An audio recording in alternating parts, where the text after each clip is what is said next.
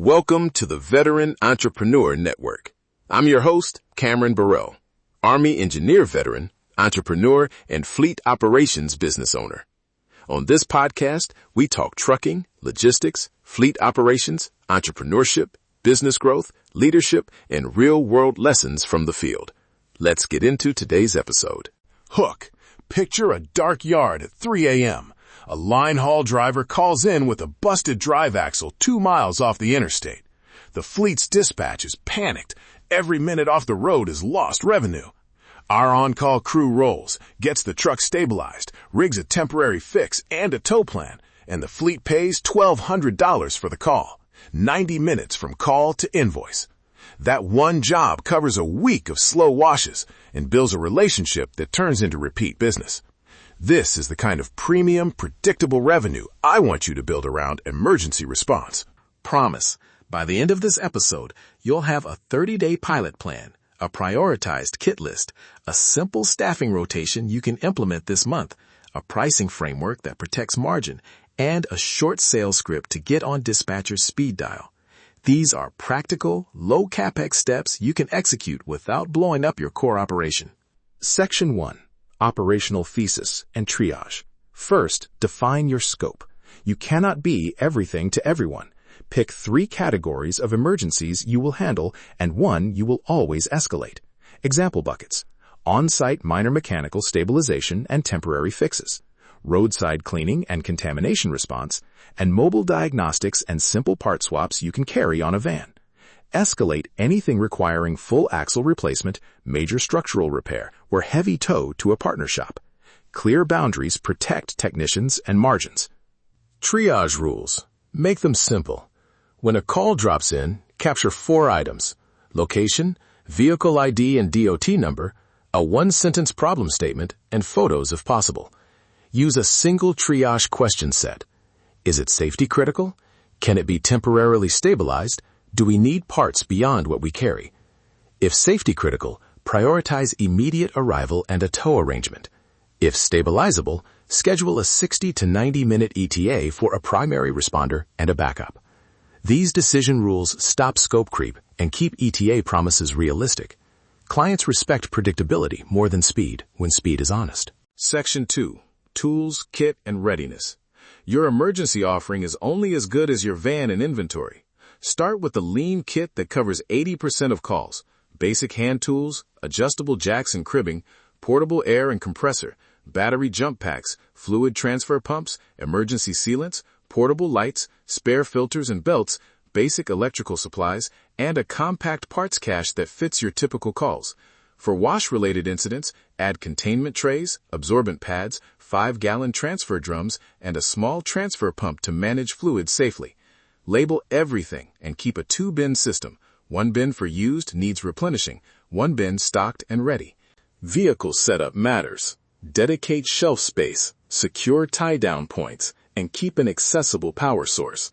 An inverter and a high-capacity jump pack are worth their weight. Build a 10-point readiness checklist: tires, lights, jack condition, compressor check, battery state, spill kit stocked, PPE on board, first aid kit, paperwork folder, and a functioning radio or hotspot. Run that checklist at the start of every shift and log it. Readiness is an operational habit that prevents reputational damage. Staffing and safety. This is where most small providers stumble. On-call work is unpredictable and leads to burnout if you don't structure it. Use rotating on-call blocks no longer than 7 days for any one tech, and pair that with a small call pay stipend, plus time and a half for night responses. Make escalation plans clear. The primary responder can call in a second tech or a partner if the job exceeds scope. Safety SOPs must be non-negotiable. Scene assessment upon arrival, traffic control if needed, PPE enforcement, and immediate documentation of actions taken. Protect technicians, and you protect your service line. Section 3. Pricing, SLAs, sales channels, and risk management. Pricing. Start with a fixed call-out fee that buys you margin and sets expectations. Example: $199 base call fee within a 25-mile radius plus X dollars per mile outside that radius. Then, time and materials bill with a minimum 2-hour charge for on-site work.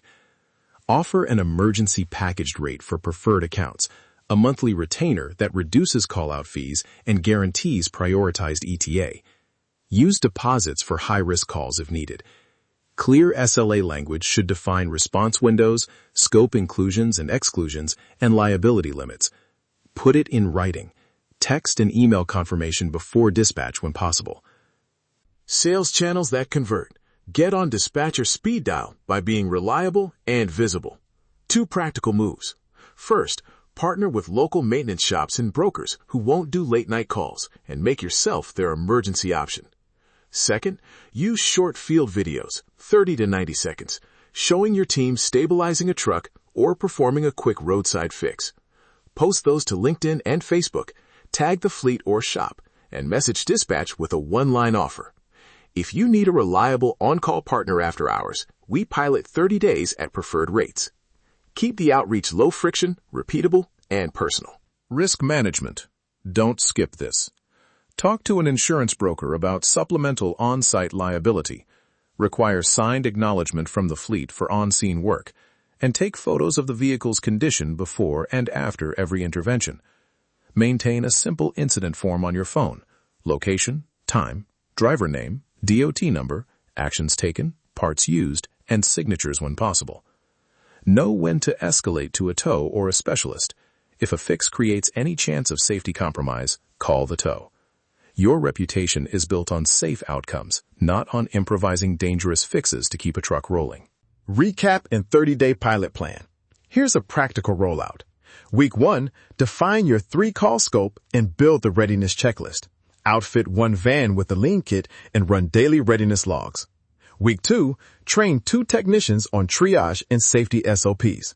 Run tabletop dispatch drills and finalize pricing and SLA templates. Week 3, launch a pilot with 2 fleets or 1 maintenance partner. Push short field videos and use the sales script to get on dispatch lists. Week 4, review all pilot calls, refine pricing based on time to scene and parts used, and decide whether to expand coverage or keep it as a premium add-on. Document everything and iterate.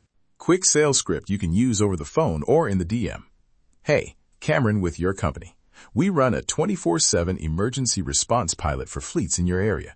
We stabilize breakdowns, handle contamination calls, and perform on-site diagnostics within our defined scope. Can I send over a 60-second clip showing a recent job and a simple rate sheet? Keep it short, offer proof, and ask for permission to send 1 piece of content. That opens doors. Final encouragement. Start small and protect your team. Run the pilot, track your real costs, and don't be afraid to adjust pricing. Emergency response is high margin when you control scope, keep readiness high, and communicate clearly. Real-world business, real strategies, real results. Thanks for listening to the Veteran Entrepreneur Network. If today's episode brought you value, make sure to subscribe, leave a review, and share the podcast with another entrepreneur, owner-operator, or business professional. Keep building, keep learning, and keep moving forward. We'll see you on the next episode.